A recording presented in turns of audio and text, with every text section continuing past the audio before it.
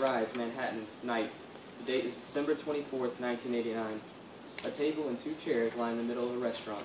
Lauren Mason and Hunter DeLay enter. Welcome to the Silver Pearl. May I get you something to drink? A double martini. Dirty, please. And for you, monsieur?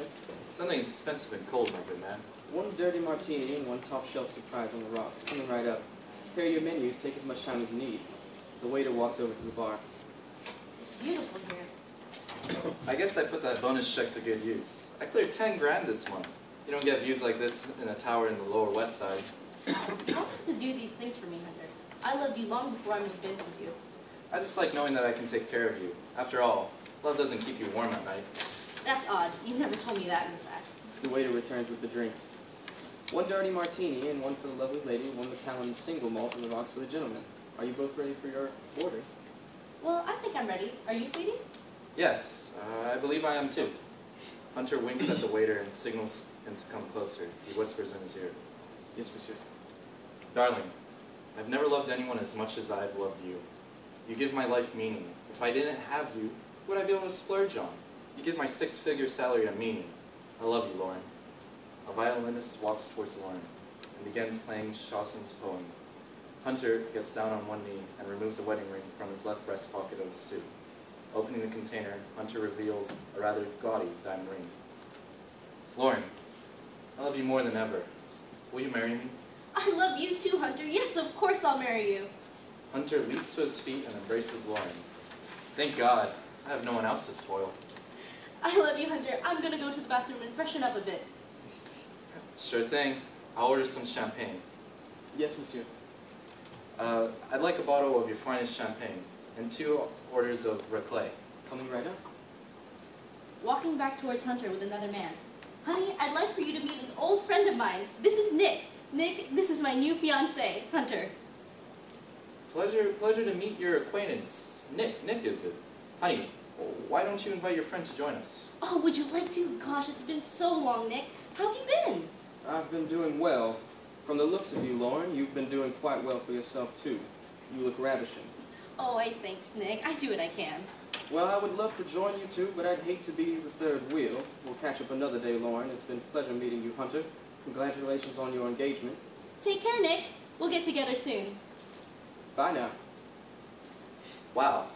Well, aren't you giddy? What is that supposed to mean?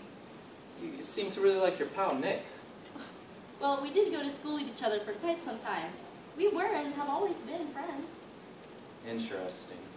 Well, I suppose. Opening a bottle of champagne, 1 bottle of Clos de Menil, and 2 orders of Raclette. Thank you, my good man. And now, my dear, it's time to celebrate our engagement. Well, thank you, sweetie. Raising his glass, signifying a toast. Cheers to our future together. Raising her glass. To our future together. Taking a drink of the champagne. This is some of the best champagne money can buy. Isn't it divine? Sipping her champagne. Well, it's quite good. I'm not sure if it's the best, though. I really enjoyed Clicquot. I guarantee you that this is the most expensive champagne you can buy in this restaurant. It's absolutely divine. Well, it's very good, hon. I didn't mean to offend you or your taste in champagne. We can have differing opinions. I work so hard to take care of the one that I love. The money that I earn from the brokerage is important. It keeps you and I safe. Isn't that safety important to you? I'm not saying that money is the end-all be-all, but it certainly makes the world go round. Wouldn't you agree? Well, money is certainly necessary, I suppose, but if given between the choice of eternal happiness and unlimited money, I choose happiness every time. I see. Well, I plan on providing you with eternal happiness and unlimited money, so you won't need to make that choice. How's that sound? Well, sounds good, but try to remember what I said, okay, Hunter? Right. You want money and happiness. Happiness comes first. More importantly, I'd like to be happy with you. Yes, ma'am. So, when should we get married? The sooner the better. Well, I don't need a big wedding. How about February 24th? I couldn't agree more. Act 2, Scene 1. The date is March 5th, 1990. Hunter and Lauren DeLay have just arrived home from their honeymoon in Jamaica.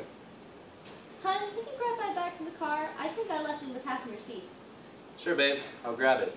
As Hunter exits the house, he notices that Nick is about to ring the doorbell. Well, hello there, Hunter. Lauren told me you both came back from your honeymoon. She invited me over to catch up. I hope I didn't come over sooner than I should have. Oh, okay. I I had no idea that Lauren invited you. Well, I apologize. I'll come back another day. No, I insist. Lauren would really like to spend some time with you. Well, I suppose I could enjoy your company for a little while. I don't want to be a bother. Oh, you're too polite. Come on inside. I'll ask Lauren to put some tea on the kettle. That sounds delightful, Hunter. Calling out to Lauren. Honey, your friend is here to see you. Oh, great. I'll be right down. Lauren Why? runs down the stairs. Why, hello there, Lauren. How was your honeymoon? Oh, Nick, you're here. It was great. Jamaica was absolutely breathtaking. I don't think I've seen a more beautiful country. That's good to hear. Did you enjoy yourself, Hunter? Absolutely. I couldn't have been better. Let's not forget about the beautiful company I was with. Well, very true. You can't disagree with the facts. Indeed, sweetie. I could really go for some of that amazing chrysanthemum tea that you make. Make some for all of us. Okay, well, sure. I'll have it ready in a jiffy. Thanks, sweetie. Her tea is absolutely exquisite. I didn't realize you had a chrysanthemum tea. I've had it once or twice. Really? I didn't know that you two were so well acquainted. I'm surprised that Lauren didn't tell you. We were the best of friends in high school. We used to study for calculus together. I see. Yep. Lauren would make some of the famous tea to keep us awake. Smiling and stepping back into the living room carrying a tea set, Lauren hands a cup of tea to Nick and then to Hunter. Here we are, gents. Lauren's famous chrysanthemum tea is served. Act 2, Scene 2. Hunter's cell phone rings. Hello? Hunter DeLay speaking. Hunter, I need my finest broker down at the office. The phones are ringing off the hooks. We're going to be richer than God. I just came back from my honeymoon, boss. I really need to unpack and get some rest. Oh, okay. You don't need to come in if you don't want to. That is, if you don't want to quadruple your weekly salary. Quadruple? I'll be right there. Hanging up the cell phone and jumping to his feet. You're not going somewhere, are you? I really need to work, babe. Well, we just got back, Hunter. Can't someone else go into the office? I'm really sorry, but I need to go in. The boss says that I can quadruple my salary for this week. Can you believe that? You haven't even finished your tea. I'm really sorry, sweetie. I'll be back around 10 p.m. tonight. Bye, sweetie. I love you. Wait, no kiss? Exiting the house. That's my cue. I'm going to take off. Well, why don't you stay and finish your tea? You're right. Wasting off the precious nectar. Act 3, Scene 1. Lauren and Nick continue sipping their tea on the sectional of the newlyweds den. Gosh, it's really been too long, Nick. How long has it been? 5 years? Oh, no, 7. Wow, I can't believe how much has changed in just 7 short years. Well, not everything has changed, Nick. What are you talking about? Well, like you don't see it, Hunter treats me like his royal queen. That's great. Well, I don't think the throne's for me. Oh, I see. Well, help me abdicate. Why don't you tell Hunter exactly what you want? I'll need your help. With speaking? No, silly. With getting rid of the throne. And what do you need me to do, Lauren? I need you to love me. Excuse me? I need more from life in terms of endearment. I need passion, affection, and love. Then why did you marry Hunter? Well, I thought he's a good catch. He's handsome, intelligent, and he's successful. Has your opinion changed? No. Then what's the problem? He cares for me, but he doesn't love me. I'd rather be loved than cared for. He told me that I wouldn't have to make that choice. You know I can't make Hunter do that. True, but then again, I don't really need you to. I think that I can have the best of both worlds without Hunter's affection. Is that so? Quite so. Now let's make a deal, one friend to another. And for the friend in need, anything. Well, we've known each other for years. 7 to be exact. Precisely. And what do you remember about those 7 years? long nights filled with studying, laughing, and enjoying your company. So true. We used to enjoy so much time together. I remember the way you used to look at me, and you're giving me that look now. What are you saying, Lauren? You had a thing for me, huh? And it looks like you still do. I mean, you're married now. Well, let's pretend like I'm not. Give me your love, and I'll give you mine. We can pretend like that we're doing what we should have done 7 years ago. What do you say? Look, Lauren, if you think I'm going to destroy your marriage for some past feeling, you've got the wrong guy. We can't just become some dirty double. I won't let that happen. Well, so be it! Lauren suddenly rushes towards her bathroom, swings her medicine cabinet open, and grabs all of the pill bottles. Just as she pries the pill bottles open and empties them into her left palm, Nick runs over to her and kisses her. They begin to undress. Act 3, Scene 2. 1 month later, Lauren wakes up feeling nauseous. She vomits and she begins vomiting her bathroom toilet. After wiping and rinsing her mouth, she begins walking around her house. Hunter, hello? Nick? Is anyone here? Lauren grabs the nearest cell phone and calls Hunter's cell phone. Lauren, I'm sorry I left so early this morning. I had to come to the office again. The boss is lining my pockets. Can you believe it? Sweetie, I'm not feeling too great. I think you should head home soon. Say no more. I'll be right there, babe. Love you. Oh, what have I done? Act 4, Scene 1. There's a knock on the door. Lauren opens the door and Hunter enters the room. Sorry I'm late, hon. That's all right. Placing the backside of his hand against Lauren's forehead. What seems to be making you feel bad, sweetie? You don't feel feverish? Taking a seat on the couch and patting the spot next to her. Have a seat, Hunter. You must be exhausted. Exhausted, absolutely. Although, I'd much rather stand. I've been sitting all day. Well, you may want to sit down for this. You insist. Shouldn't we be taking you to the doctor? You don't look so hot. Well, I need to get something off my chest first. Shoot. I think I may be pregnant. Really? That's great, Lauren. I've been wanting to start a family with you. Well, about that, Yes? I'm not sure the child is yours. What do you mean? You might not be the child's father. You mean?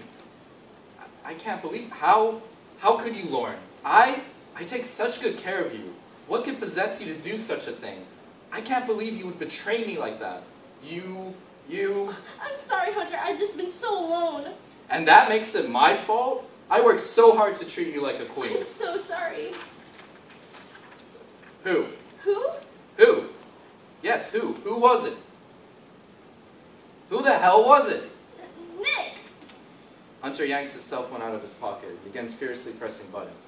He leaps off of the couch and walks over to the front door. I'm going. Well, where? Out. Filled with content, he stomps out of the house, slamming the door, shut on his way out. Act 4, Scene 2. March 25th, 1990. Hunter has not returned home for nearly a full month. Lauren is still waiting for him to return. She picks up her cell phone and begins calling Hunter's phone. She called him over 100 times already. Hunter finally answers his phone. Yes? Schmuck speaking. Please come home, Hunter.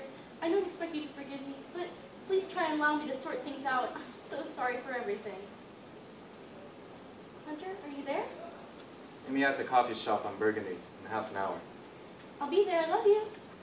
Act 4, Scene 3. Lauren and Hunter meet at the Cafe Mocha coffee shop. They sit across from each other and barely make eye contact. Thank you for meeting me. Welcome. Would you like a divorce? You're not getting rid of me that easy. You married me, Lauren. I love you very much and I always will. I said my vows and I intend to keep them. Most people give up on a marriage, but I don't intend on doing so. Lauren, I love you. I'll make sure that we're never lonely again. But with that said, I need you to give our marriage the same care that I do. Understood? I will. I need the same trust, love, and care that I have been giving you. Absolutely. We'll take care of the child whether he's mine or not, or we will have a loving family. Thank you, Hunter.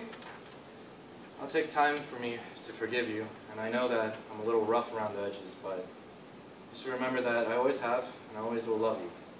Let's go home. Lauren and Hunter leave the cafe and walk home.